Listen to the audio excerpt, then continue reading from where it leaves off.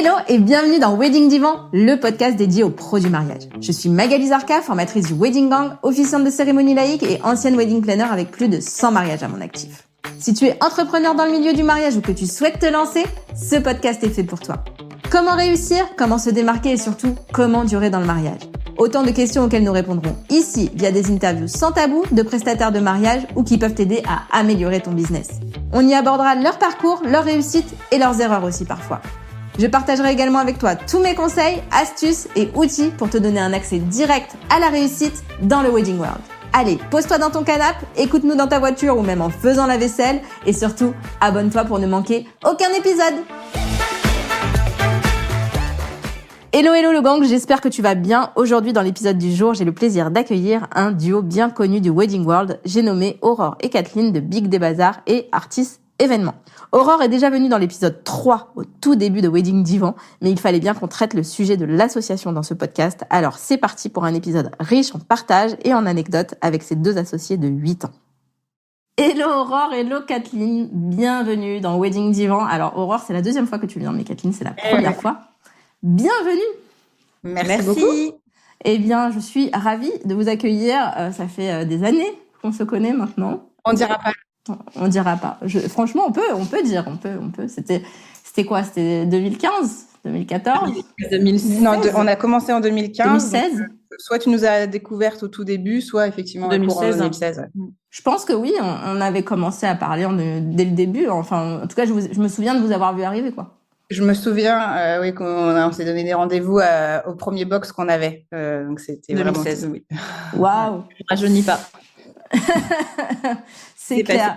Ça passe vite. Et du coup, vous êtes toujours là. Toujours là et toujours ensemble. C'est un truc de fou. Bon, donc les gens qui auront écouté l'épisode avec Aurore te connaissent un peu, mais c'est pas grave. Pour ceux qui n'ont pas écouté, est-ce que vous pouvez vous représenter, dire un petit peu qui vous êtes, d'où vous venez et comment vous êtes devenu ce que vous êtes aujourd'hui? Alors, qui je suis? Bien, je suis Kathleen, la fondatrice donc de l'agence Artis Événements et par ricochet la cofondatrice de l'agence Big Day Bazaar. Comment je suis arrivée ici? Alors, parcours un peu atypique, on va dire. J'étais dans une société, je faisais de la gestion de projets informatiques dans une société qui était très connue, qui proposait des régimes en ligne. Et puis, ils ont fait faillite, donc ils m'ont licenciée. Et pendant mes 2 dernières années dans cette entreprise, j'ai organisé mon mariage et bizarrement, j'ai détesté ça. C'est vrai? J'ai détesté c'est marrant, ça. mon mariage. C'est trop marrant, je savais pas. Voilà, je pense que je me suis jamais autant pris la tête avec mon conjoint qu'à ce moment-là. Je me suis dit, en fait, je dois pas être la seule pour qui c'est compliqué, quoi, de mener organisation de mariage et vie quotidienne, les enfants, la charge mentale, etc. Et je me suis renseignée un peu sur le métier d'organisateur de mariage en me disant, finalement, il y a peut-être un besoin d'aide et les préparatifs doivent être tout aussi sympas que le jour J. Donc, il y a peut-être quelque chose à faire. Donc voilà, c'est comme ça que j'ai découvert le métier de wedding planner et puis licenciement économique, donc procédure d'accompagnement à la suite du licenciement économique. Donc, je me suis fait accompagner par un cabinet de coaching en création d'entreprise. Et voilà, c'est comme ça qu'est venue l'idée et que j'ai créé l'agence. Donc, c'était en 2014. Tu l'as finalisé en 2015. Ouais, finalisé en 2015, c'est ça. Le projet et la formation 2014. Le site est sorti en 2015 et donc j'ai rencontré Aurore en 2015. Et au lancement, on était chez moi. On était chez toi, dans ton appartement, exactement. Au moment du lancement du site, on avait même mis l'ordinateur sur l'écran de la télé, je m'en souviens. C'était fou. On est certainement accompagné d'un bon petit apéro. Ouais, sûrement. La clé de l'association, c'est la bouffe. C'est l'apéro. On y viendra après. Ok. Voilà comment je suis arrivée là. Voilà. En fait, finalement, j'ai mis un peu tout ce que je savais faire et tout ce que j'avais envie de faire dans une boîte. J'ai secoué un peu tout ça en disant qu'est-ce qui regroupe un peu tout ce que j'aime faire, toutes les compétences que j'ai et qu'est-ce que j'ai envie de faire en fait dans la vie. Et c'est comme ça que j'en suis arrivée à faire ce métier. Et surtout, j'avais une véritable volonté, au-delà de la volonté d'être wedding planner, j'avais une vraie volonté d'être chef d'entreprise. Alors ça, c'est rare. Et ouais. Enfin, d'être chef d'entreprise ou d'être à ton compte, parce que c'est différent. D'être chef d'entreprise, vraiment. Ça a toujours été ça a déjà été une volonté. J'avais eu déjà un projet quasiment. J'étais vraiment toute jeune, quoi. Je devais avoir 20 ans. J'étais toute jeune. Et j'avais déjà eu un projet comme ça, alors qui n'avait pas abouti, de service d'aide à domicile, hein, parce que c'était tout au début des CESU, etc. Et donc, j'avais déjà eu cette volonté, en fait, de créer une entreprise, donc qui n'avait pas abouti pour plein de raisons et parce que j'étais très jeune. Et puis voilà, c'est revenu sur le tapis et c'était parti, quoi. Ok. Et du coup, c'est quoi les compétences que tu avais à ce moment-là, les envies et tout ça, ce que tu as fait dans ton petit mix là? Dans mon petit mix, il y avait la relation client beaucoup, parce que j'avais fait beaucoup de ventes, beaucoup de commercial. Il y avait la gestion de projet, puisque je faisais de la gestion de projet informatique. Donc, la gestion de projet, suivi de projet, toutes les interactions, en fait, entre les différents membres de l'équipe. Parce que quand tu es chef de projet, du coup, bah, tu es vraiment en charge de mettre tout ce petit monde en relation. Le relationnel, beaucoup, l'humain. Voilà, il y avait un peu de tout ça. Et puis voilà. Ok.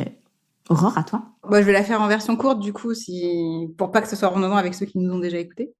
Donc, moi aussi, c'était un parcours avec des bifurcations, puisque moi, je viens du secteur du marketing, où j'ai une expérience de 5 ans dans une grande entreprise du jeu d'argent. On ne citera pas. Et puis, c'est mon mariage et puis voilà, ma vie personnelle, donc ma première grossesse qui m'ont fait changer d'orientation professionnelle. À la suite de mon mariage, du coup, j'avais accumulé beaucoup de choses, enchaîné pas mal de choses pour la déco et j'ai commencé en parallèle de mon activité de salarié à proposer ça à la location parce que, j'avais pas envie de m'en séparer et deux, j'avais vite fait le calcul en me rendant compte quand le louant, je pouvais le vendre plusieurs fois, en fait.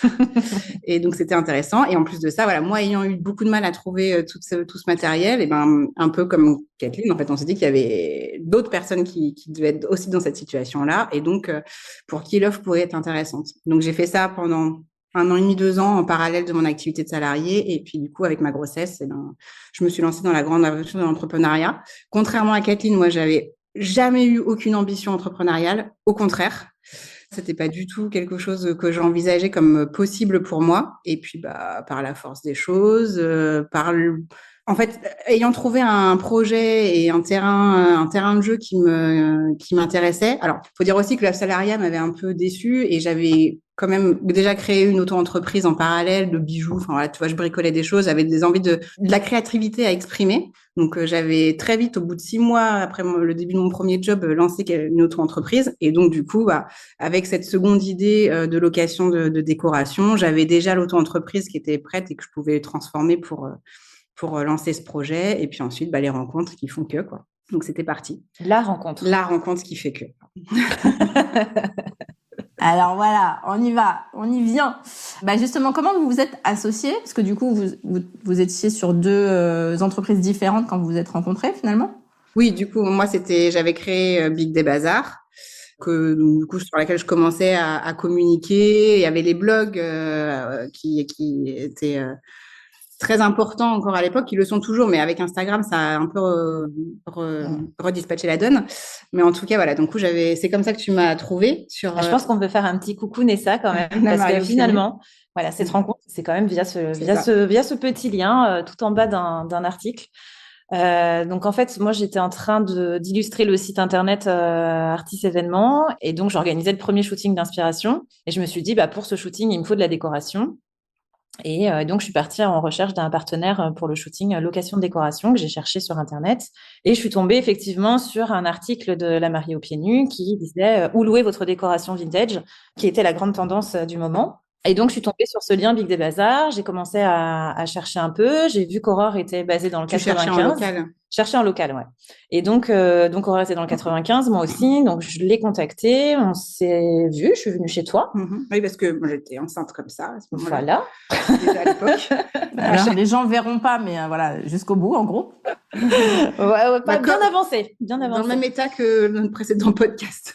Et voilà, on s'est rencontrés comme ça. Au début, tu étais partie finalement pour me prêter quelques objets. Puis en fait, j'ai dit, Viens sur le shooting, comme ça on installe la déco ensemble, on fait la déco ensemble et puis en fait, super matching je pense sur le shooting. C'est vrai que moi c'était une proposition, j'étais hyper excitée, hyper contente parce que justement les shootings d'inspiration, on commençait à en voir pas mal et ça donnait très envie d'y participer parce que c'est un tremplin génial pour se faire connaître. Donc qu'on me propose d'y participer, ça tombait enfin voilà, c'est exactement ce que j'espérais à ce moment-là. Donc super contente. Elle est venue avec son gros bidou sur la péniche dans Paris.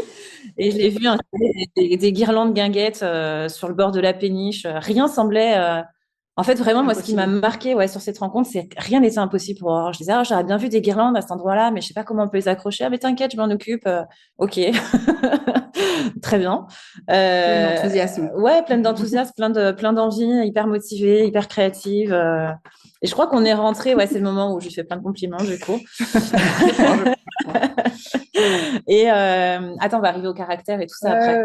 Non, mais j'ai une question. Vous vous en faites souvent des compliments? De plus en plus. Oui, je dirais que la parole se libère. De plus en plus. De plus en plus, c'est vrai. C'est l'affaire avec la maturité. Ouais. Avant, c'était moins souvent. En fait, on va sûrement y revenir, mais c'est vrai qu'avant on était tout le temps ensemble du fait qu'on était géographiquement très rapprochés. En fait, on se voyait tous les jours et du coup, on était un peu rentrés dans le quotidien du vieux couple finalement où tu te demandes plus si t'as bien dormi, tu te demandes plus si ça va. Enfin, t'es dans le rush, la tête dans le guidon et finalement, on n'en était plus trop à se soucier de l'autre. Maintenant, c'est vrai qu'on est à distance, on est quand même. Oui, c'est vraiment ça, c'est le. Tu vois, comme l'autre jour, je t'aurais juste envoyé un message pour te dire coucou, passe une bonne journée. Coucou, chère associée, passe une bonne journée. Et en fait, on est, je pense, toutes les deux dans une phase où on a besoin de plus prendre soin de nous individuellement. Et du coup, comme on est associés, comme dans un couple, on le fait aussi pour l'autre parce que ça.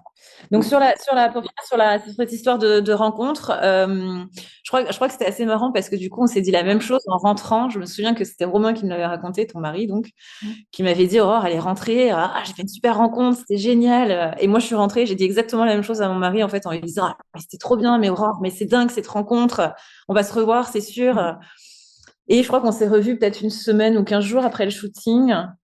Où tu m'as proposé d'aller acheter une table. T'avais un autre projet shooting et du coup, je dis dis-moi de quoi tu as besoin, machin. Et puis en fait, on avait été chiner une table. Oui, la petite qu'on n'a plus depuis. Qu'on n'a plus, c'est vrai. Mais oui, ça a été un déclic en fait et on s'est pas lâché quoi. Et c'est sur ce chemin que je t'ai demandé en mariage. Avec un CD. Avec un CD, parce qu'en fait, moi j'avais réfléchi un peu de mon côté, j'avais dit mais en fait il y a trop de synergie entre nous, il y a trop de choses à faire, les activités elles sont complémentaires, il y a peut-être un truc à faire ensemble et en fait sur ce trajet je lui dis bon écoute, je crois que les rencontres n'arrivent pas par hasard et j'aimerais bien qu'on poursuive ensemble. Bon, allez, vas-y, je me lance. Est-ce que tu veux m'épouser? Elle m'a dit oui, mais par contre, pour ça, il me faut une bague. Et j'avais rien qui pouvait s'apparenter à une bague, sauf un CD de Louane de ma fille qui était dans mon sac. Et donc, voilà, je lui ai demandé en mariage avec un CD de Louane. Merci, Bec. Si tu passes par là un jour, on passera chez toi pour officialiser notre mariage. En tout cas, ce qui était vraiment déterminant, c'est qu'on était chacune avec nos entreprises donc complémentaires et au même stade de lancement. C'est vraiment rencontré au début. On avait le même âge, quoi, à ce moment-là. En plus, on a un jour d'écart. Un jour, un an. Un an. Mais on ne dira pas laquelle est la plus vieille. Et du coup, ça m'a tout matché très bien. Tu vois, on avait le même enthousiasme, la même envie, le même. Et ça a fait que redoubler toute cette positivité-là de se rencontrer et de voir tout ce qu'on pouvait faire de mieux encore ensemble. En fait, je pense que ce qui a fait aussi que ça a fonctionné sur ce fait qu'on commençait toutes les deux au même niveau, c'est qu'il n'y en a pas une qui a rejoint le bébé de l'autre, en fait. Et ça, je pense que c'est hyper important. C'est qu'on avait toutes les deux en fait, on a gardé chacune un peu notre bébé, entre guillemets, et on les a fait grandir ensemble. Je pense que c'est différent quand dans une association, il y en a une qui crée l'agence et que l'autre la rejoint après, en fait. Parce que ça reste finalement un peu l'entreprise de celle qui l'a créée. Et ça, je pense que c'est ça aussi qui a fait que ça fonctionne. Et du coup, on a travaillé pendant 1 an comme ça en binôme, mais avec chacune Alors, on a gardé, pour pas spoiler l'histoire, on a gardé évidemment les 2 entités, puisqu'aujourd'hui, Big Day Bazaar existe toujours et Artis Événements existe toujours. Donc, chacun leur site, etc. Mais maintenant, une entité commune depuis, je sais plus Plus d'un an, ouais. 2 ans. Mais au début, en fait, ce qu'on a fait, c'est que toi, tu avais ton statut d'auto-entrepreneur. Donc, toi, tu facturais, entre guillemets, sous ton statut d'auto-entrepreneur. Et moi, j'étais rentrée en couveuse d'entreprise. Donc, c'est un organisme qui est financé par l'Europe et qui te prête un numéro SIRET, en gros, pour pouvoir facturer sans prendre de risques, sans vraiment te lancer en ton nom. Donc, j'avais 1 an de couveuse avec un accompagnement, avec un coach, avec un comptable, un juriste, etc. Et du coup, on s'est dit, toi, tu as ton statut d'auto-entreprise. Moi, j'ai été en congé parental et puis rupture conventionnelle. Donc, on avait des situations personnelles toutes les deux qui nous permettaient de vraiment lancer les activités de manière optimale, sans prendre de risques pendant 2 ans à peu près. Donc, on s'est dit, allons-y. Et on y a été à fond. Et au bout en fait, on s'est testé comme ça, donc sur 2016. Fin 2015 et tout 2016. Voilà, et tout 2016. Et on s'est immatriculés ensemble, du coup, en société. Donc, on a créé une société qui porte les 2 entités commerciales, Ligue des Bazars et Artis Événements, en janvier 2017. Janvier 2017, c'est ça. Donc, c'est quoi? C'est une holding avec 2 entités différentes? C'est une SAS. C'est une SAS qui regroupe les deux activités, exactement. Ok. Et du coup, c'était quoi vos objectifs individuels et communs quand vous êtes associés et comment ça a évolué avec les années? Déjà, ce qu'il faut dire, c'est que ni l'une ni l'autre, on avait pour objectif de s'associer. C'est vraiment la rencontre qui a changé la donne. Voire même, moi, je disais surtout pas. Moi, je naviguais un peu à vue. Je sentais un courant sympa. J'y suis allée et puis elle s'est trouvée sur mon chemin. Je dis, allez, pourquoi pas. Et du coup, en fait, ça laisse envisager des choses. Moi, on a tout de suite vu la complémentarité de nos 2 activités, donc la location et la partie wedding planner. On n'avait pas encore vu la complémentarité caractérielle. Non, ça, on ne savait pas encore. Mais en tout cas, on a tout de suite bien identifié que en proposant à nos futurs clients 2 services complémentaires à travers d'un seul et même prestataire, c'était une force concurrentielle. C'était d'autant plus intéressant pour eux, quoi. C'était un vrai avantage pour notre business. Donc, il y a Orga, Déco. Orga, Déco et location. Voilà. Ça, c'était une offre complète qui, je crois, n'existait pas à l'époque. On est vieilles, putain. Ouais, c'est clair. À notre époque. À notre époque. À notre époque. Les objectifs individuels, finalement, c'était de réussir, parce que bon, quand même, quand tu te lances dans une activité entrepreneuriale, l'objectif quand même individuel, que tu sois associé ou pas, je pense que c'est quand même de réussir à gagner ta vie et de réussir à faire tourner ton entreprise et de perdurer. Après, l'objectif professionnel, je dirais que c'était quand même, c'est pareil, en fait, c'était... Et on s'est vite aussi rendu compte qu'en travaillant seul, on le sait, c'est des métiers difficiles, c'est sur plein de niveaux. Et du coup, en étant 2, parce qu'on dans les débuts, on a toutes les 2 travaillé vraiment sur les 2 activités, notamment dans la première année. Le deal, c'était qu'on travaillait à la fois toutes les 2 sur les mariages, les organisations, les jours J, etc., et sur la préparation des commandes de loc. De manière indifférenciée, et du coup c'était moins lourd à gérer pour l'une comme pour l'autre parce qu'on était 2 à se répartir le travail. On était 2 à réfléchir, on était 2 à prendre les décisions, on était 2 à analyser la tendance, en fait 2 pour tout, donc c'est vrai que ça te permet quand même d'avoir une vision différente, globale. Ça répartit la charge. Voilà. Ok. Et aujourd'hui, du coup, vos objectifs, c'est quoi? Le million. Non, je plaisante. Nos objectifs, ça pourrait. Non. Oui, mais non. C'est pas cet objectif. En fait, l'objectif de l'association ou l'objectif de l'entreprise? Oui, les 2. L'objectif de l'association, c'est de continuer à se supporter. Non. À se porter et se supporter. En fait, c'est d'emmener l'une et l'autre vers son objectif de vie idéal, d'être toutes les 2 bien dans notre quotidien, dans notre vie, et de s'épanouir, en fait. C'est marrant parce que du coup, avant d'enregistrer avec toi, on s'est posé la question, j'ai posé la question à Aurore, et je crois que c'était la première fois que je posais cette question, c'est est-ce que tu te sens finalement à ta place et est-ce que tu es bien là où tu es, en fait? Et je crois qu'aujourd'hui, on arrive effectivement à un stade de l'agence où on est en vitesse de croisière. Enfin, je veux dire, on est installé dans le wedding game. On a notre notoriété, on a notre clientèle, le bouche à oreille se fait. Donc maintenant, voilà. Tout le challenge, c'est d'entretenir tout ça et de continuer à se renouveler. Parce les premières années, voilà, c'est exactement, les premières années, forcément, tu es dans une croissance assez exponentielle, ça va vite, ça se développe. On a changé d'entrepôt 3 fois parce qu'il fallait agrandir le stock, etc. Donc, ça va très vite, il y a beaucoup d'émulsions. Et puis là, on atteint un palier, ça fait 8 ans, donc c'est normal. Je crois que c'est 7 ans, au bout de 7 ans, on atteint un palier en tant voilà, la vie de l'entreprise. Donc maintenant, le wedding world a évolué aussi, donc il faut montrer qu'on est toujours présent, qu'on est toujours dans l'air du temps, qu'on est toujours alerte. L'objectif, je dirais, finalement, c'est de réussir à perdurer et de continuer à être là où on est, en fait, de garder cette image de marque, garder notre clientèle, garder la fidélité aussi, parce que du coup, on a beaucoup de mariés qui nous recommandent à leurs amis, etc. Donc, on a des amis de clients qui se sont mariés il y a 4-5 ans qui nous contactent en disant « Ah, vous avez fait le mariage d'un tel ». Donc, ça, c'est super chouette, quoi. Donc, je dirais, c'est ça, c'est de réussir à rester là où on est, là, aujourd'hui, en fait. On est bien là où on est, on a emmené l'entreprise là où on voulait l'emmener. Maintenant, il faut qu'on arrive à garder cette vitesse de croisière et cette complémentarité. Bon, on en a un peu parlé, enfin même beaucoup parlé déjà, mais est-ce que vous voyez d'autres avantages à travailler à deux? On a évoqué le fait de pouvoir en faire. Je pense qu'on peut en faire plus quand on est deux parce qu'on sait qu'on peut compter sur l'autre et du coup on se met moins de barrières, on lève plus facilement les freins. Tout est possible avec une horreur dans ta vie. Oh. C'est beau. Dis donc, la crème passe aujourd'hui. T'as vu? Profites-en, Aurore. Hein. Je sais pas si c'est comme ça tous les jours, mais profites-en. Non, profites-en, parce que c'est une fois tous les 8 ans.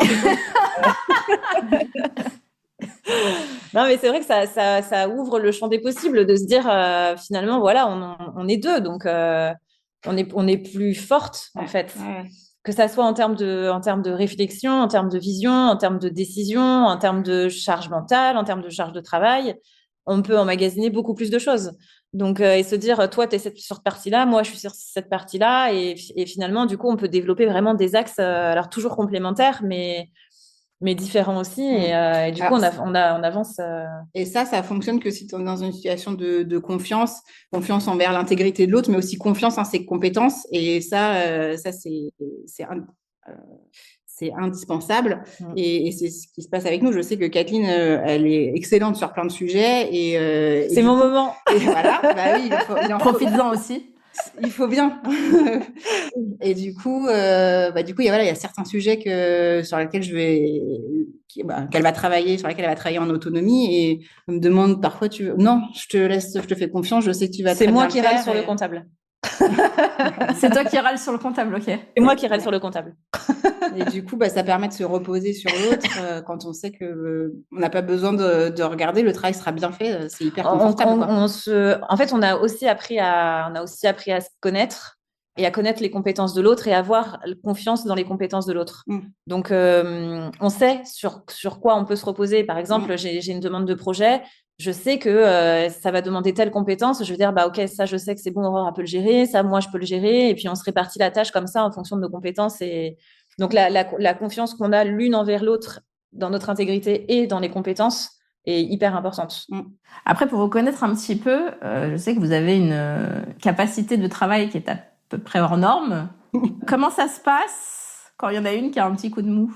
Parce qu'en fait, je sais que, en tout cas, après, je suis beaucoup plus souvent en contact avec Aurore parce que, quand je loue des choses ou parce que maintenant, toi, tu es partie, tu nous as quittés. Tu es partie loin. Et du coup, je sais que, enceinte jusqu'au cou, elle était encore là, quoi. Enfin, je me disais, mais comment elles font, ces meufs? Comment elles font? Parce que je sais que toi aussi. En fait, alors quand on a des coups de mou, je pense que du coup, on sait un peu les... Ouais, on se le dit, mais on sait les reconnaître aussi, je pense. Oui. Et parfois, même sans se le dire, on va finalement prendre des sujets ou rassurer l'autre parce qu'on sent qu'il y a un moment plus difficile. C'est rarement arrivé, sauf une fois, il va falloir qu'on l'évoque, où on a eu ce même coup de mou en même temps. Donc déjà, ça c'est la fois où les chandeliers. On a pleuré devant les chandeliers. Mais ça, c'était les tout débuts, tu vois. Aujourd'hui, on en rigole parce que ça nous paraîtrait. Et je crois qu'on s'est dit d'ailleurs un jour, on en rigolera. Ouais. On s'est retrouvées toutes les deux, une cliente qui arrivait dans la demi-heure et on s'est retrouvées à préparer la commande de cette cliente. Une pièce de chandelier à nettoyer parce que ça n'avait pas été validé en bonne et due forme et du coup, ça a été zappé, quoi. Et du coup, dans la demi-heure à tout nettoyer et fatigue et tu vois, tu vois le coup de on s'est effondrés toutes les deux par terre là. On était assises devant notre caisse de chandelier toutes les deux à se dire mais mon Dieu, mais comment on va faire? Elle arrive dans une demi-heure, les chandeliers sont pleins de cire. Je crois que c'est effectivement le seul coup de mou qu'on a eu en même temps. Et malgré tout, on s'est quand même supporté l'une l'autre pour affronter cette épreuve. Allez, on pleure un bon coup et puis on s'y remet. Enfin voilà, c'est le duo qui a permis de remonter la pente et puis quand l'autre sent que, par exemple, moi je sens qu'Aurore a un coup de mou et que moi je pourrais à ce moment-là aussi avoir un coup de mou, bah, finalement je vais peut-être avoir tendance à me mettre mettre moi mes émotions un peu en retrait pour dire bah là elle a besoin de moi. Donc en fait là je porte et puis quand elle ça ira mieux, bah je prendrai un peu plus de temps pour moi et je sais que elle me portera à ce moment-là en fait. On sait aussi qu'on peut se porter mutuellement et ça je pense que c'est aussi la force de l'association, c'est qu'on sait qu'on peut compter l'une sur l'autre quand il y a un coup plus difficile et voilà. Et que ce soit la fatigue ou j'y arrive pas, là je bloque là-dessus, je sature. File-moi le Vas-y, bébé, file-moi le sujet, je le prends et je m'en occupe et voilà. C'est beau. Ça donne envie. Bah oui.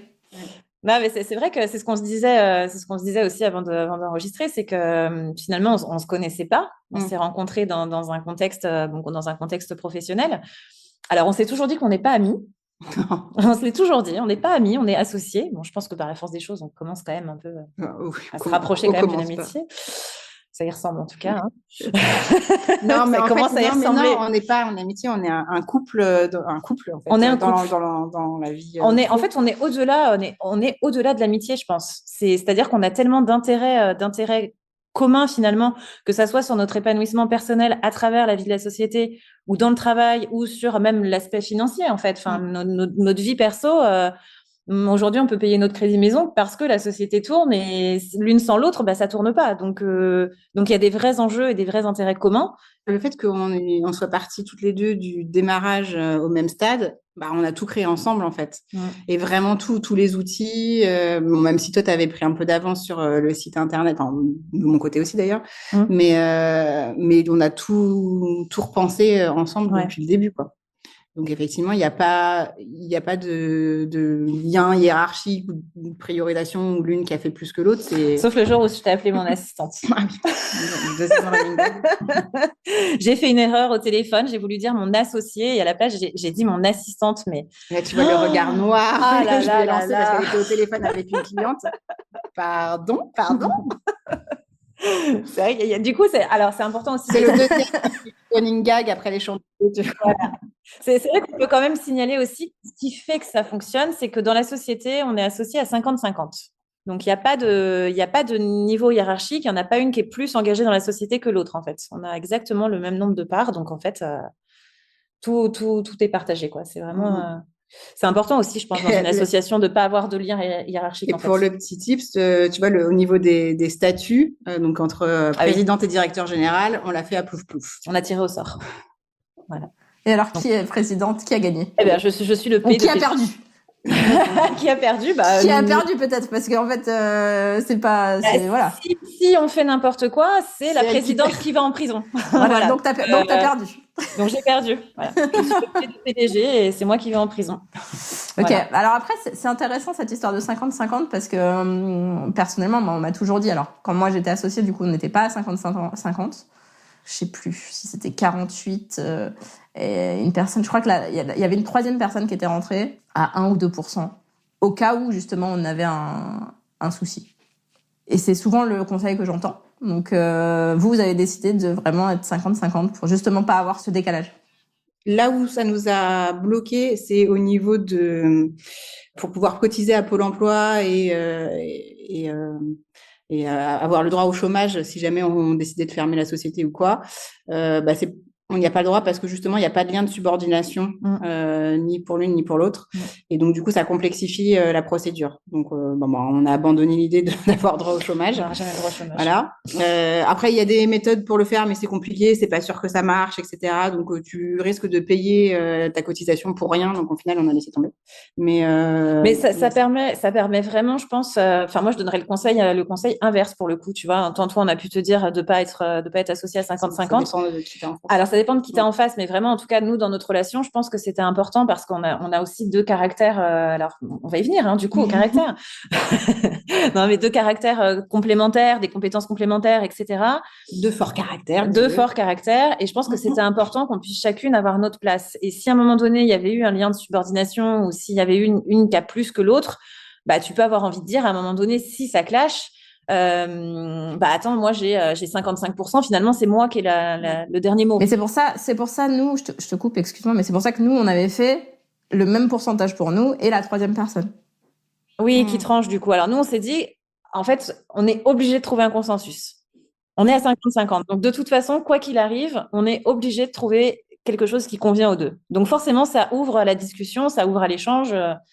Peut-être qu'aujourd'hui, on n'a jamais été confronté à des problèmes majeurs et que du coup, dans une situation idéale, ça fonctionne bien. Le jour où ça n'ira pas, mais je pense pas, parce que ce qui fait vraiment aussi notre force de l'association, c'est qu'on a des valeurs communes, qu'on a des ambitions professionnelles alignées et on est souvent d'accord en fait. On va vraiment dans la même direction. Donc peut-être que parfois on n'a pas toujours les mêmes manières de faire, mais en tout cas on va dans la même direction.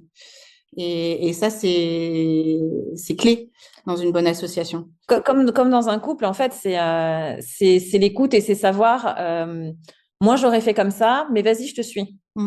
C'est pas comme ça que j'aurais fait.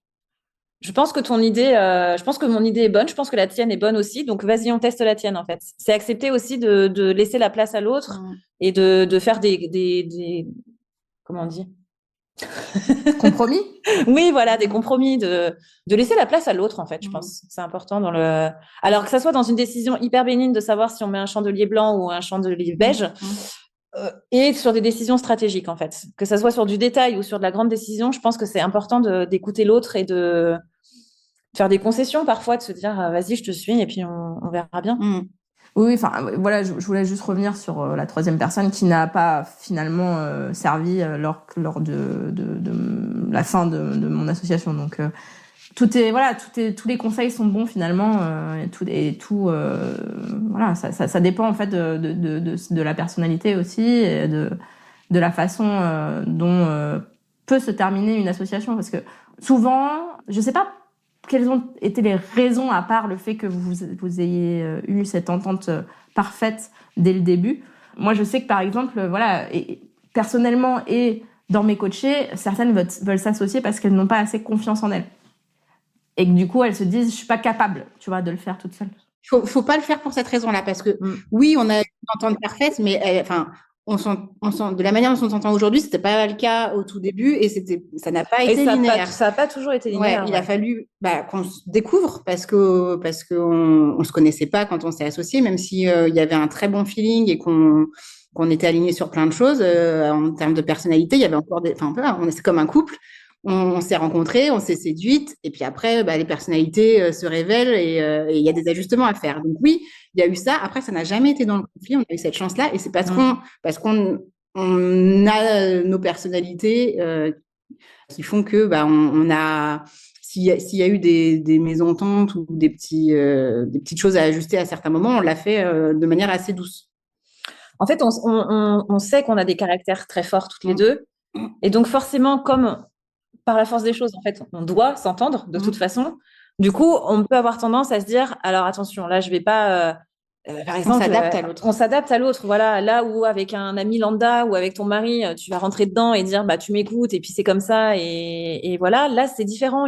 On est obligé finalement parfois de temporiser un peu notre caractère pour dire, alors attention, parce que sinon là, en fait, c'est quelqu'un avec qui on peut pas se fâcher. Mais c'est ça, c'est clé dans ce que tu as dit, c'est que notre objectif commun, c'est d'entretenir ça. C'est vraiment ça, en fait. L'objectif, c'est que notre association, elle est importante, elle compte pour nous, elle compte pour la société.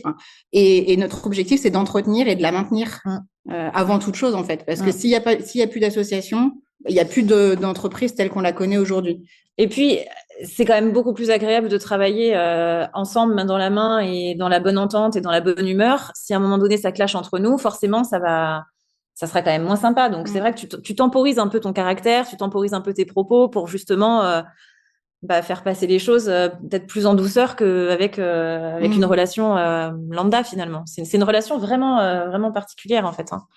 Il n'y a pas de case, en fait. Non, et je pense que c'est parce que nous, on vit l'association vraiment comme une relation avec des valeurs humaines derrière qu'on arrive à entretenir ça.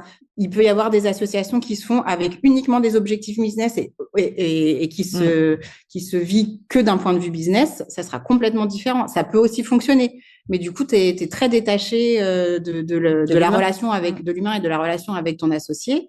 Et elle fonctionne de manière totalement différente. Nous, on a décidé de mettre les valeurs humaines dedans.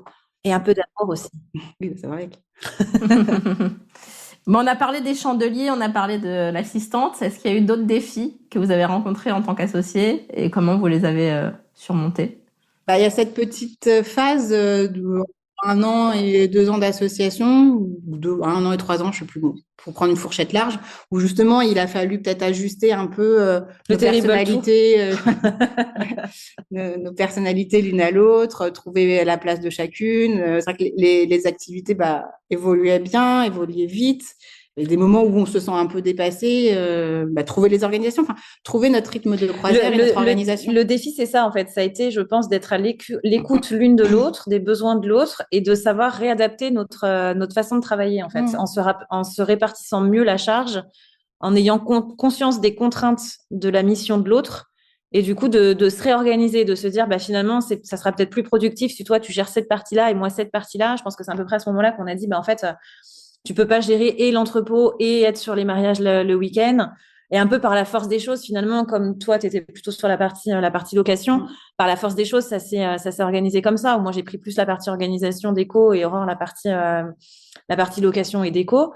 Et c'est vrai que cette réorganisation, finalement, a fait qu'on n'a plus entamé la vitesse de croisière. Mais il y a eu une période où, effectivement, quand les événements pro aussi quand on a intégré, du coup, dans notre clientèle des événements pro, ça a rajouté du coup une charge de travail supplémentaire qu'il a fallu intégrer ajuster, et trouver une organisation pour que ça se passe de la manière la plus fluide possible. Et puis après, il y a ton déménagement qui a précipité justement cette réorganisation et qui a été hyper bénéfique. Ouais, du coup, ça a été bénéfique. Ah oui, alors très bénéfique déjà sur l'aspect business, clairement, parce qu'on a pu avoir finalement 2 zones géographiques. Là où avant, il fallait se déplacer de Paris pour répondre à la demande dans le sud, là, j'y suis. Donc, c'est vrai qu'on peut développer une toute autre clientèle. Et puis, la répartition des missions, finalement, parce que c'est vrai que du coup, je suis plus du tout sur la partie location, ce qui a libéré, en fait, on a pris conscience qu'il y avait besoin d'un poste, donc ça a permis d'embaucher quelqu'un pour l'entrepôt. Et puis, ça a permis de vraiment scinder les missions, en fait. Donc, les activités restent hyper complémentaires, mais chacune a ses tâches, chacune a ses missions. Alors, on communique sur les missions, les tâches l'une avec l'autre. On se partage les projets, on fait des brainstorming, etc. sur les projets, on s'entraide. Mais c'est vrai qu'on a chacune nos tâches et nos missions. Et finalement, c'est cet éloignement géographique qui a fait que on est plus partout. On a nos spécialités et on travaille sur nos spécialités. Ça a été une force au début, justement, de travailler ensemble sur tout, parce qu'on avait besoin de s'épauler, on avait besoin de se prouver aussi des choses, parce qu'on était toutes jeunes au démarrage. Et par contre, l'activité grandissante, ça devient... On peut pas être partout. C'est surtout sur les activités qu'on a, à la fois la location et la gestion de projet. Si tu es sur le terrain, tu peux pas être disponible pour tes clients sur la gestion de projet. Donc, du coup, tu es frustré. Si tu réponds à tes clients, tu passes moins de temps, tes préparations de commandes, elles sont moins bien faites, moins précises. Et du coup, ça commençait à être compliqué. Donc, se répartir le travail, c'était la solution pour rester au même niveau de qualité sur toutes les prestations. Alors, on va revenir justement sur qui fait quoi, à part la location et les mariages, la gestion de l'orga, etc. Mais est-ce qu'il y a eu des moments où vous avez pensé que l'association, c'était pas pour vous? On y a réfléchi. Et on n'a pas trouvé. Et on n'a pas trouvé. Il n'y a aucun moment où on s'est dit, c'est l'association de problème. Alors, comment faire pour améliorer? Voilà, on a été confrontés effectivement à comment faire pour améliorer justement ce dispatch de tâches, comment faire pour améliorer le business, comment faire pour améliorer le fait qu'il y a certaines tâches qui sont chronophages, etc. Mais l'association en elle-même n'a jamais été la source d'un problème. On communique vraiment beaucoup, on partage, on est dans la bienveillance, on est dans l'écoute. Comme tu disais, on a des valeurs communes, en fait. Et finalement, l'association, c'est plutôt vraiment une force, quoi. En tout cas, on l'a toujours vécu comme ça. Comme on l'a placé au cœur de nos priorités, ça peut pas être ça. Si c'est ça le problème, faut arrêter. C'est ça le secret, en fait. Je pense, c'est de pas placer forcément le business au cœur de la société, en fait. Je pense que ce qui porte le pilier d'une société, c'est l'association, et ce qu'on doit à tout prix préserver, c'est l'association. C'est notre priorité, en fait. Si à un moment donné, l'association, je pense, ne fonctionne plus, OK, qu'est-ce qui te manque, qu'est-ce qui va pas, et on ajuste. Ou alors, si peut-être ça s'est présenté, ça s'est fait de façon tellement naturelle sur les ajustements qu'on n'a pas perçu que ça pouvait être l'association le problème. Mais c'est vraiment ça, je pense, le secret, c'est de mettre cette association et cette relation au cœur de la société, en fait. Et du coup, comment vous gérez au quotidien votre association, les prises de décision, les rendez-vous? Est-ce que vous calez des rendez-vous pour vous parler? Est-ce que vous parlez tout le temps? Comment ça marche? Option numéro 2. WhatsApp, coup de fil, texto, tous les moyens sont bons pour rester. Enfin, on est en contact. Le lien est jamais rompu. Ouais, c'est ça. Le lien est jamais rompu. Il y a pas de rendez-vous fixé parce que on est dans l'événementiel et franchement c'est hyper compliqué d'avoir un planning régulier, c'est pas possible. Tu peux en témoigner, Magali, je crois. Oh, je ne suis plus là-dedans depuis longtemps, ça me fait du bien. Donc en théorie, ouais, ce serait bien, mais franchement, on sait très bien de manière réaliste que ça ne fonctionne pas. Et surtout, je pense que justement, cet effet un peu one shot, un sujet, j'appelle Aurore, on décide. En fait, ça permet d'être hyper réactif aussi sur les questions auxquelles on est confronté et que ça soit pour de la décision importante ou pour du détail. En fait, ça se passe toujours un peu comme ça. On n'a pas notre réunion hebdomadaire, on n'a pas de rendez-vous fixé, de rituel ou de choses comme ça. C'est plutôt du one shot, quoi. J'ai une question, je t'appelle. On peut être amené à bloquer des créneaux dans l'agenda quand c'est des vrais sujets sur lesquels il faut qu'on se pose. Mais du coup, c'est au cas par cas. C'est pas régulier dans le planning, quoi. Après, sur la répartition des tâches d'administratif, business et tout, bon, ça bouge. Un coup, c'était moi qui faisais la compta, un coup, c'est toi. C'est vrai que comme on a eu des vies perso un peu chamboulées par des grossesses, etc., il a fallu être flexible. Mais ça, on sait qu'on sait le faire, être flexible et s'ajuster et faire bouger. Et s'adapter à la charge de travail de l'autre, en fait. Aujourd'hui, toi, tu as été un peu plus toute seule là, ces derniers mois sur l'entrepôt, là où moi, j'avais Cindy, du coup, qu'on a embauché sur de la gestion de projet. J'ai pu lui déléguer pas mal de choses et dire, attends, la partie compta, moi, là, je peux la prendre. Je sais qu'en pleine saison, ça sera peut-être un peu plus compliqué. Et finalement, on le fera toutes les deux. Enfin, on a juste, en fait, il n'y a pas, tiens, ça, c'est ta mission, tu dois le faire. Et tant pis si t'es dans la merde parce que t'as pas le temps, c'est ton problème, en fait. C'est pas du tout comme ça que c'est réparti. Et ça fonctionne parce que on se tient mutuellement au courant des avancées de l'une et l'autre sur les différents projets. C'est voilà, on a chacune nos missions comment dire, nos terrains de jeu. Enfin, voilà, Kathleen et Cindy gèrent la partie mariage, dossier, organisation, etc. Et moi, toute la partie location de matériel avec Audrey. Mais pour autant, on se tient au courant des différents sujets, des différentes avancées. C'est pas cloisonné. Donc, du coup, ça permet de se relayer quand il y a besoin. Il y a une communication permanente, en fait. Okay. Sauf le week-end. Hein. Oui. On se parle plus trop le week-end. Non. C'est sacré. C'est sacré le week-end. Le week-end, c'est sacré, c'est en famille et c'est vrai qu'on ne parle pas boulot, quoi. Éventuellement, le dimanche soir, pour faire un petit point sur les gros sujets de la semaine, on peut éventuellement parfois s'appeler un peu le dimanche soir. Mais sinon, c'est vrai qu'on ne se parle plus de boulot le week-end. Enfin, en tout cas, pendant la hors-saison, on a décidé que voilà, il n'y a plus de rendez-vous à l'entrepôt, il n'y a plus de visite technique, il n'y a plus de rendez-vous clients, il n'y a plus de tout ça.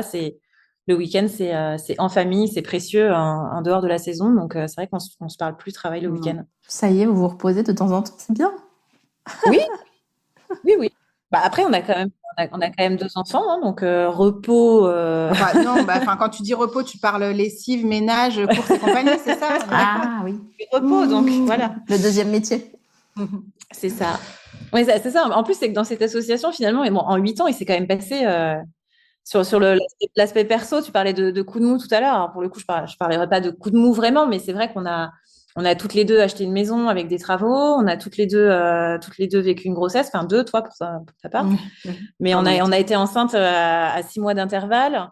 Enfin, voilà, on a quand même eu des phases où vie perso et vie pro, finalement, se sont un peu chevaucher et où il a fallu tenir un peu le bateau. Tu tiens la barre, je vais accoucher et tiens le bateau et puis inversement, quoi. Yes. On en a un peu parlé, mais du coup, les désaccords. On a cherché. Si, ce qu'on s'est dit, c'est que, enfin, il y en a globalement assez peu parce que on a la chance, voilà, je pense quand même que dans notre association, la chance a une part comme importante, c'est qu'on s'est trouvé et que. C'est là où je fais ma blague. Elle m'a trouvé. Ah.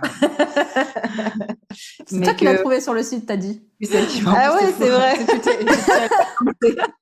C'est moi qui t'ai trouvé, c'est moi qui t'ai demandé en mariage. Ouais, non. Ah ouais, donc non, en fait, ça marche pas. En tout cas, personne t'a jamais dit ça quand tu fais cette blague. Mais non, ceux qui connaissent pas l'histoire. Je ne me percutais en fait. Ouais, c'est ça. Non, mais on a la chance d'être. Alors, on est deux personnes qui fonctionnent de manière différente, mais en tout cas, on est alignés sur nos visions de la vie, des choses, etc. Et ça facilite vachement la prise de décision parce qu'on va quasiment systématiquement dans la même direction et on a les mêmes avis. Encore une fois, peut-être pas toujours la même façon de faire, mais ça, c'est pas très grave. Justement, comme tu disais, on se laisse la place mutuellement de s'exprimer. Mais en tout cas, on va dans les mêmes directions. Donc, les désaccords, il n'y en a pas tellement. Et quand il y en a, on les sent venir. On sait que l'autre ne va pas forcément être d'accord. Et on laisse le temps de maturer les choses, quoi. Si l'autre n'est pas prête à prendre cette décision ou pas prête à aller dans la même direction, on laisse le temps de faire les choses. Ouais. Et je sais qu'il y a des choses sur lesquelles tu peux céder, par exemple. Donc, je sais que je peux insister. Et maintenant, on se connaît, en fait. Et c'est vrai que, voilà, je sais sur quoi elle peut céder et sur quoi elle ne cédera pas. C'est de la négo. C'est exactement ça. Des exemples? Alors, un exemple concret, je sais pas, parce que c'est pareil, ça se fait tellement naturellement dans nos discussions, dans nos conversations, j'en sais rien. Pareil. Ah si, alors, tiens, les chaises, parlons-en. Non, on est d'accord. On est d'accord. Par exemple, moi, il y a des chaises dont je rêve, je les vois partout sur Instagram, je rêve d'avoir ces 200 chaises là et de les avoir sur tous nos mariages, je les trouve trop belles. Mais moi, il y a une contrainte que je n'ai pas, c'est la place à l'entrepôt, parce que finalement, l'entrepôt, j'y suis pas. Donc, moi, ce que je veux, c'est juste avoir ces chaises sur nos mariages et que ce soit beau. Et voilà, Aurore voit la contrainte entrepôt, il faut faire de la place. Alors, spoiler, non, je spoil pas du tout, mais ce qu'il y a, c'est que moi, ces chaises, je les ai bien identifiées depuis longtemps, sans lui en parler, parce que je sais qu'on n'avait pas qu'on a cette contrainte de place et que c'est compliqué. Mais du coup, le moment où elle l'a identifié, moi, c'était déjà le cas, sauf que je lui en avais pas parlé parce que c'était pas possible. Donc là, maintenant, cheminement à faire. Il va falloir qu'elle cède. Voilà. Mais je la laisse, hein. C'est pas céder, c'est juste s'organiser. Non, mais oui. Mais c'est... par exemple, voilà, c'est ça. Tu vois, il y aurait que moi. Là, j'aurais envie qu'elle cède tout de suite et qu'on dise, vas-y, on passe la commande. Après, j'ai conscience des contraintes, j'ai conscience du fait qu'on on est obligé d'attendre. Je temporise et je lui en parle pas tous les jours. Mais bon, ça revient. Un jour sur deux. Voilà, ça revient quand même assez régulièrement. Tu sais, je reçois toujours Elle m'envoie des posts Instagram avec les photos des chaises. C'est un commentaire, juste la belle photo avec les chaises. T'as vu? C'est joli, hein? Mais je sais. Mais là, tout de suite, c'est pas possible. Tout de suite, là, c'est pas possible. Donc, on temporise. Voilà. C'est pas vraiment des désaccords, en fait. C'est oui, mais attends qu'on trouve une solution, ou attends qu'on ait le budget, ou attends qu'on ait la place, ou attends qu'on ait... En fait, il y a toujours une qui est la voix du cœur et l'autre qui est la voix de la raison. C'est ça.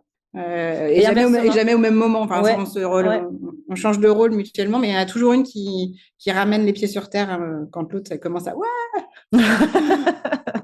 Tu ranges ta carte bleue.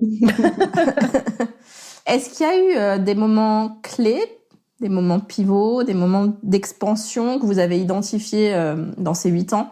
On en a identifié deux vraiment il y a des virages en fait. C'est le premier virage finalement, c'est vraiment l'intégration des événements corporate dans notre activité, puisque là où on avait une activité saisonnière, finalement le corporate c'est toute l'année et donc du coup on n'a plus vraiment de. Même si on sait que saisonnière, la saison basse. On sait que les wedding planners travaillent toute l'année. Attention parce que là je vais me prendre le foudre du wedding game. Donc non, on sait que la wedding planner travaille toute l'année, mais il y a quand même une partie de l'année où finalement on n'est pas sur le terrain en tant que wedding planner. C'est pas le même travail. On a une période de l'année où on fait beaucoup de bureaux et une période où on est beaucoup sur le terrain. Mais on travaille toute l'année. Mais là où on a intégré le corporate, c'est que finalement on a du terrain toute l'année. Et forcément, quand tu es sur le terrain, tu n'es pas derrière ton ordinateur. Donc là aussi, ça a été l'intérêt des embauches. Hein, et là, ça a été un... Donc il y a l'introduction du corporate dans l'agenda. Ensuite, il y a les embauches. Clairement, tu vois encore plus grand et tu peux encore emmagasiner une autre charge de travail, une autre organisation, une réorganisation, un redispatch des tâches.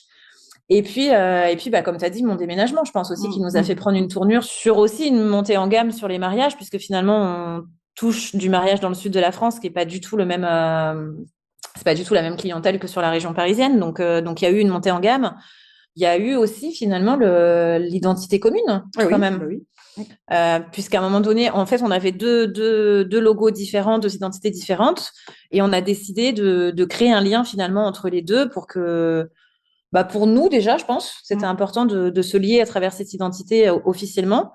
Et puis aussi pour les clients qui puissent identifier que Artis Événements, Big Day Bazaar, finalement, c'est la même chose, et que quand ils viennent chez Artis, on va prendre du mobilier chez Big Day Bazaar, et que quand ils viennent prendre du mobilier chez Big Day Bazaar, ils peuvent prendre une prestation chez Artis. Voilà, donc pour eux, ça sera assez transparent, mais à la fois, c'était important qu'ils puissent nous identifier comme une seule et même équipe. Donc ça, je pense que ça a été un virage aussi. Je dirais que c'est ça, les principaux... C'était surtout symbolique parce qu'on n'a pas vraiment ressenti de changement d'un point de vue business, clientèle, mais c'était vraiment symbolique d'avoir enfin quelque chose d'uniforme qui nous représente toutes les deux. Et d'ailleurs, le logo, on l'a construit dans ce sens-là, la complémentarité, la dualité, c'était très évocateur, quoi. Et il a fallu 1 an pour faire peut-être même un peu plus.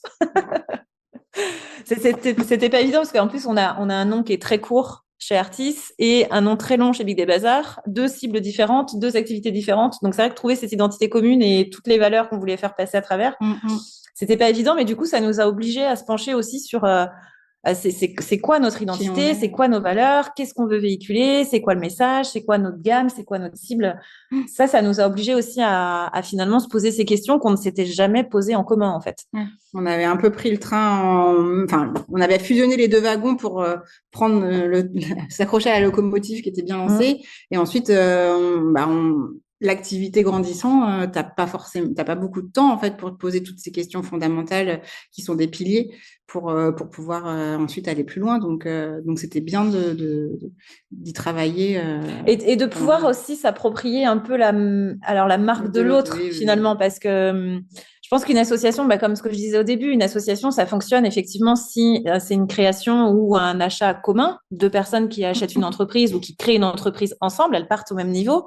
Là, finalement, Big Day Bazaar, c'était un peu le bébé d'Aurore, Artis un peu mon bébé, et le fait d'avoir la même identité, finalement, ça permettait de se l'approprier mutuellement et de dire, je prends un petit bout de ton bébé et inversement, quoi. Et tu vois, ça, on l'a assumé dès le départ, le fait qu'on avait chacune nos bébés et qu'il était hors de question qu'il y en ait un qui disparaisse dans l'autre. Alors, ça n'a pas toujours été simple à gérer, justement, parce que c'est 2 entités, 2 identités différentes, que faut souvent expliquer quand même que c'est la même chose, etc. Mais pour nous, c'était important parce que déjà, d'un point de vue business, ça faisait 2 portes d'entrée différentes. Donc, on pouvait cibler plus large. Tu vois, aujourd'hui, on a une clientèle assez importante d'autres wedding planners qui viennent chez nous pour la location de matériel ou même maintenant qui nous demandent du renfort sur les installations, etc. Ça aurait peut-être pas été possible si on avait tout fusionné sous Artis. C'était vraiment une vraie décision, une volonté stratégique que de garder ces 2 portes d'entrée. Mais ça impliquait des contraintes de compréhension, en fait, de quelles sont les marques et ce qu'il y a derrière auprès de la clientèle. Et on a voulu simplifier avec l'identité commune. Ok. Dernière question que je vous ai envoyée, du coup, quels sont les conseils que vous pourriez donner à quelqu'un qui veut s'associer ? De s'associer. Ça, je pense que c'est le premier conseil. Alors, il y a plein de cas de figure, en fait, dans l'association. Je pense qu'il y a autant de cas de figure qu'il y a de personnes. Voilà, c'est ça. Donc, c'est vraiment être honnête, ouvert à l'autre, bienveillant, tolérant, patient, à l'écoute. Ça fait beaucoup, hein. Je pense que c'est la confiance, l'intégrité, l'honnêteté, en fait, toutes ces valeurs qui font qu'une relation, amicale ou une relation quelle qu'elle soit, en fait, fonctionne. À partir du moment où c'est porté par ces valeurs-là, n'importe quelle relation fonctionne. Je pense que l'association est une vraie force à partir du moment où elle est vraiment complémentaire et qu'on discute, qu'on communique. C'est ce qu'on s'est dit, en fait, et c'est ce qu'on se dit souvent, c'est que on est un couple avec un compte commun, mais qu'on ne peut pas faire la paix sur l'oreiller. Donc, en fait, on est vraiment obligé de faire exactement comme dans une vie de couple, hein, de faire des concessions, de faire des compromis, d'être à l'écoute de l'autre, de laisser la place à l'autre, mais tout en ayant des enjeux communs et Et voilà, mais moi, franchement, le principal conseil, c'est peu importe le temps que ça dure finalement, et peu importe comment ça se termine, je pense qu'une association, c'est une expérience de vie extraordinaire, quoi. Enfin, moi, ça restera, je pense, je vais pleurer. Non, je vais la faire pleurer d'abord. Je pense que ça restera, même si à un moment donné, on décidait de se désassocier, je pense que ça restera la relation de ma vie, dans le sens où c'est incomparable, en fait. T'es pas mon mari, t'es pas ma meilleure amie, mais t'as une place il y a pas de case, en fait. Enfin, c'est hyper particulier comme relation, et je pense que c'est quelque chose de très beau à vivre, et peu importe finalement comment ça se termine, si ça se termine ou pas, bah, toutes ces années qu'on aura vécues et tout ce qu'on aura partagé, en fait, ça vaut le coup d'être vécu, et je pense qu'il faut y aller, quoi. Mais peut-être qu'effectivement, le fait qu'on ne se connaissait pas avant, ça a été bénéfique, parce que pour le coup, quand tu t'associes avec quelqu'un avec lequel tu es proche, que ce soit dans le cadre d'une famille ou avec des amis, il y a d'autres enjeux qui préexistent qu'il faut entretenir. Là, en fin de compte... Et puis, il y a de l'historique. Il y a de l'historique, voilà. Là, on partait d'une page blanche, d'une relation vierge, et il y avait tout à construire. Donc, je pense que ça a été plutôt un avantage dans notre histoire. Ouais, je pense qu'un conseil peut-être, après c'est à travers notre expérience, mais c'est aussi par rapport à tout ce qu'on a pu voir ou tout ce qu'on a pu entendre. Je pense que l'association avec quelqu'un dont on est proche, que ça soit la famille ou l'amitié, bah, c'est un peu comme, moi je me suis toujours dit par exemple qu'on n'organisera pas l'événement d'un ami ou l'événement d'une personne de notre famille. Parce que je pense que c'est le genre de situation qui peut justement mener à un conflit. Et finalement, on n'a pas envie de se fâcher avec sa meilleure amie, on n'a pas envie de se fâcher avec son frère, sa sœur. Donc je pense qu'il y a des relations qu'il faut garder... qu'il faut préserver, exactement. Et l'association, finalement, c'est vrai que c'est une relation tellement particulière, avec des enjeux tellement particuliers, que ça doit être une relation qui a sa propre place. Et pas... c'est une existence à part entière. Une existence à part entière, ouais, qu'elle soit pas associée à une autre relation. Forcément, elle évolue vers l'amitié, parce qu'on passe tellement de temps ensemble et on partage tellement de choses que tu as fini par m'aimer. Bah oui. Voilà.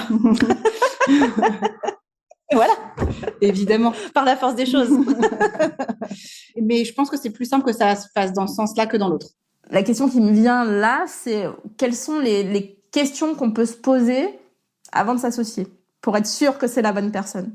Alors, je dirais pas d'être sûr que c'est la bonne personne. Je dirais, est-ce que je suis sûre que moi, je suis en capacité de gérer une association? Finalement, c'est ça la vraie question. C'est pas de se dire, est-ce que la personne que j'ai en face de moi, c'est la bonne?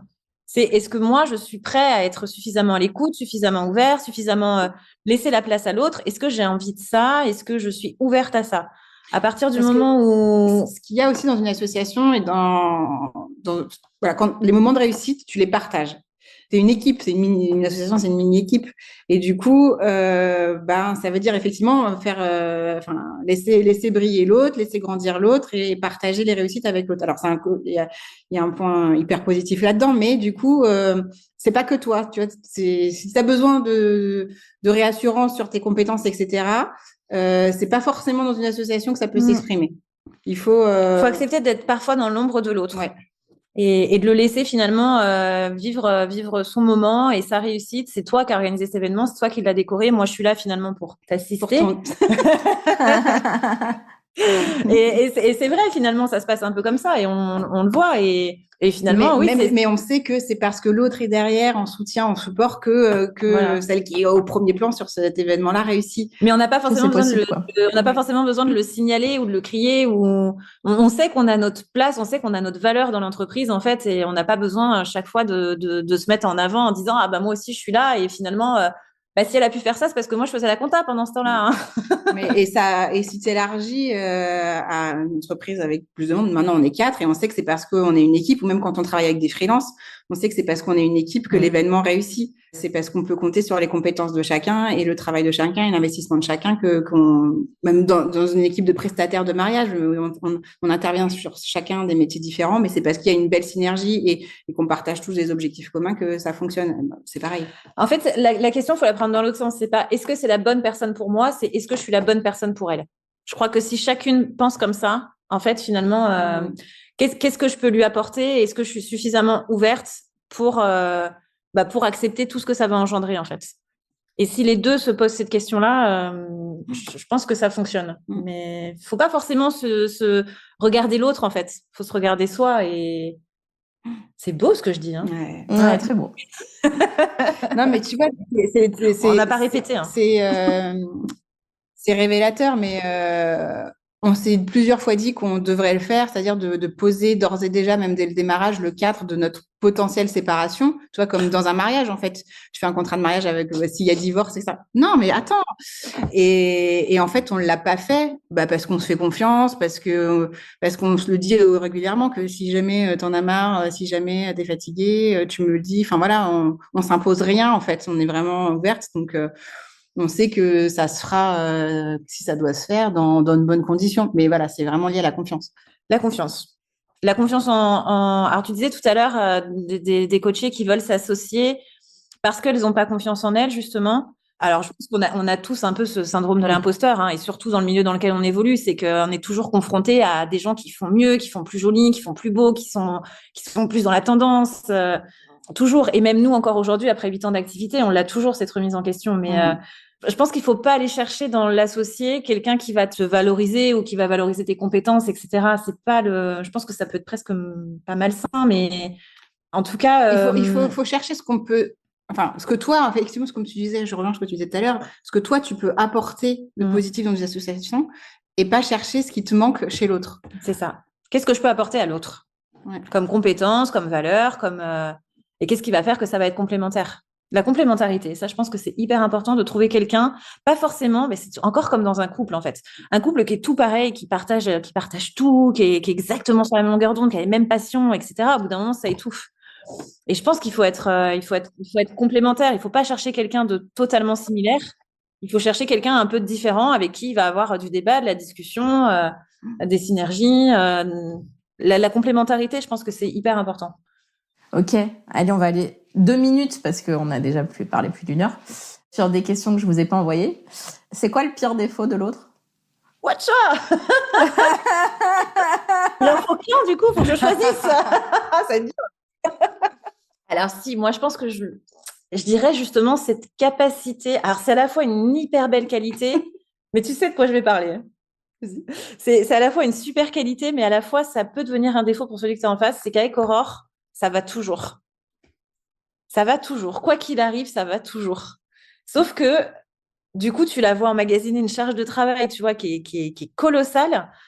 Et tu as envie de dire, mais laisse-toi un peu prendre par la main et laisse-moi faire et donne-moi des trucs et partage et lève le pied. Et en fait, non, elle est tellement à fond tout le temps que des fois, tu sais, tu peux être un peu à côté en mode culpabiliser, tu sais, presque de te reposer, tu vois. C'est Ça dire, mais non, m'étonne pas. elle est encore sur ses mails à minuit, là. Mais moi, à minuit, je dors déjà depuis 3 heures, quoi. Donc, Non, mais je les programme pour qu'ils s'envoient à minuit pour culpabiliser les autres. Donc à la fois c'est une super qualité et à la fois je pense que c'est ça son défaut majeur, c'est d'avoir cette capacité justement à engager à prendre une énorme charge de travail et de peut-être vouloir prouver finalement que tu en es capable. Et du coup, l'autre qui est à côté, des fois c'est un peu culpabilisant, quoi. Voilà. Ouais, je pense que en fait, non, je sais même pas pour prouver quoi que ce soit, c'est juste que. Sinon, elle culpabilise elle, en fait. Oui, c'est me prouver potentiellement à moi quelque chose, ça c'est indéniable. C'est à vouloir bien faire, en fonction. En fait, entre la manière dont le message est envoyé et réceptionné, il se passe des choses et ça, je le maîtrise pas. Ah, je peux en dire un deuxième ou pas? Non. On a droit à un défaut bonus ou pas? Je voudrais qu'elle se fasse tatouer sur le bras, définitivement. Le mieux est l'ennemi du bien. Le mieux est l'ennemi du bien, voilà. On en a déjà parlé plusieurs fois. Donc tu vois, c'est déjà bien. Ouais, on en a parlé dans le premier podcast d'ailleurs, dans le premier épisode. Et voilà. Donc c'est bon. Elle a dit que c'était la phrase que tu lui répétais souvent, et je disais que mon ancienne associée, c'était fait est mieux que parfait. Voilà. Donc ça revient au même. Voilà. Non, mais je l'ai pas gravé, mais je l'ai toujours, tu sais, en arrière-plan dans un coin de ma tête. Mais tu progresses là-dessus. Ah, merci. Du coup, on n'a plus le temps pour mon défaut, c'est ça? Tu vas pas y échapper quand même, attends. On en a passé du temps sur celui d'Aurore. Parce que c'est compliqué parce que je suis hyper tolérante, donc. Et là, je brandis la petite pancarte. Faux. On parle de ton petit surnom ou pas? Ah non, on n'en parle pas. Une prochaine fois. Elle peut avoir un côté un peu cash, parfois. Ah ouais, grave. Voilà. Parfois, il y a des trucs qui sortent un peu bruts de décoffrage sans filtre. Et bon, pas tellement avec moi, ou alors j'y fais plus gaffe. Mais si. bon, bah alors j'y fais plus gaffe. Ouais. Mais voilà, parfois. C'est vrai que je prends pas de pincettes. Voilà. Pas tout le temps, quoi. Ouais. Moi, tu t'en rends compte? Ah oui, je le sais. Et après, c'est quelque chose. Alors là, j'ai la petite voix de mon père qui me disait un jour, ça te portera préjudice. Et c'est vrai que plusieurs fois, effectivement, ça a pu me porter préjudice. Mais je me rends compte aussi que, alors c'est un défaut, mais ça peut aussi être une force. Et il faut savoir vraiment le doser, en fait, ce côté un peu cash. C'est vrai que je prends pas de pincettes et des fois, je me rends pas compte. Je peux être hyper maladroite, en fait, dire des choses Oui, ça dépend des situations. Et maintenant, enfin, je sais pas. Mais je vois tes yeux maintenant qui font. Ouais, voilà. Le téléphone, c'est compliqué. Mais voilà, après 8 ans, c'est bon, je connais, on anticipe les réactions de l'autre, on sait très bien comment on va réagir. Donc, moi, j'ai aucun souci avec ça. Mais par contre, voilà, du coup, je suis un peu le gendarme derrière qui fait. Temporise. Là, calme-toi un peu. Bon, et c'est quoi la plus grande qualité de l'autre? La qualité, du coup, c'est qu'elle est cash et qu'elle va remettre à sa place. Non, ça, c'est trop facile. Moi, j'ai une vraie qualité. C'est trop facile, ça. Mais c'est voilà, quand il faut secouer les puces ou. C'est moi qui monte au front. C'est voilà, celle qui monte au front. Mais une autre qualité, du coup, parce que ça, c'est trop facile. Bon, voilà, du coup, vas-y, je réfléchis pendant que tu sors la mienne. Sa plus grande qualité, je dirais sa générosité. Tu donnes, quoi. Enfin, tu réfléchis pas, en fait, tu fais passer les autres avant toi. Je suis Madame Oui. Non, tu fais vraiment passer les autres et le fait que les autres soient satisfaits. En fait, tu te satisfais à travers la satisfaction des autres. Oui, en fait, ça, c'est égoïste. Comment? En fait, c'est égoïste.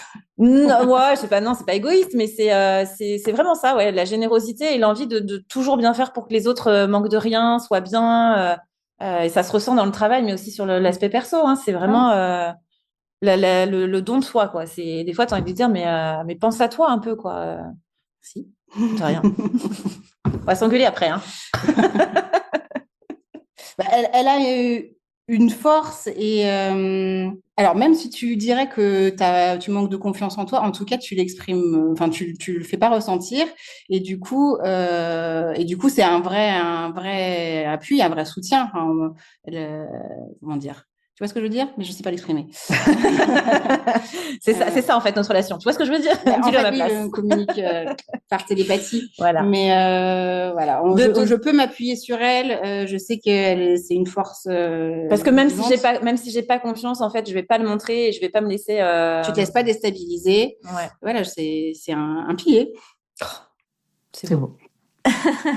Merci beaucoup les filles, c'était hyper intéressant d'avoir votre point de vue. Je pense que ça va en faire rêver plus d'une de trouver son âme sœur professionnelle comme ça. C'est exactement ce que m'a dit mon mari à notre dîner de post Saint-Valentin, du coup, parce qu'on y a été 3 jours après tout le monde. Bref, il m'a dit en fait, Aurore, si c'était un homme, ce serait ton âme sœur en fait. Et c'est vrai, c'est un peu ça. Faut trouver son âme sœur. Alors, du coup, j'ai une autre question. C'est chiant. Mais du coup, vos maris, ils sont pas trop jaloux? Jaloux, non. Mais ça arrive que ça râle. Oui, alors un peu moins depuis que... si, il râle quand même quand je suis au téléphone avec toi et qu'il sait que ça va durer 3 plombes et que c'est prêt à manger. Mais on a quand même évolué aussi là-dessus et du coup, ça prend moins de place sur nos vies perso. On a réussi à trouver, je pense, on est en train de trouver, je pense qu'il y a encore un peu de travail entre vie pro et équilibre vie professionnelle et vie perso. Jaloux, non. Moi, je pense que ce serait plutôt mes amis, en fait, qui à un moment donné... oui. Parce qu'Aurore par-ci, Aurore par-là, mais qu'est-ce qu'elle a de si exceptionnel, cette Aurore, en fait? Surtout qu'on a débarqué d'une dans la vie de l'autre d'un seul coup, et puis d'un seul coup, elle est présente tout le temps et partout, quoi. Ouais. Donc ouais, il y a d'où elle vient, celle-là, quoi. Ouais. Qu'est-ce qu'elle a de plus que moi? mais bon, ils ont compris aussi maintenant. Ouais, mais c'est plus sur l'amitié, ouais. Je pense qu'effectivement, il peut avoir une jalousie sur cette relation qui est très particulière, quoi. Et là où je peux accepter des choses d'Aurore que j'accepterais pas forcément de mes amis. Ok. Pas tomber dans l'oreille d'une sourde. Ah merde. Oups. On a dit un paquet de trucs là. Bon, en tout cas, merci beaucoup. C'était hyper cool de vous avoir. Et puis, on espère que ça sera utile, en tout cas, à ceux qui nous écouteront de cette réflexion justement autour de l'association et qui est encore une fois une relation très particulière, mais une très belle expérience et qui vaut le coup d'être vécue, je pense. Et puis, merci pour l'exercice. de nous en avoir fait parler, parce que c'est vrai qu'on s'est dit des choses qu'on se dit pas forcément, du coup. Qu'on se dira plus pour les 8 prochaines années, hein. Une fois tous les 8 ans. Hein. C'est ma spécialité, vous savez.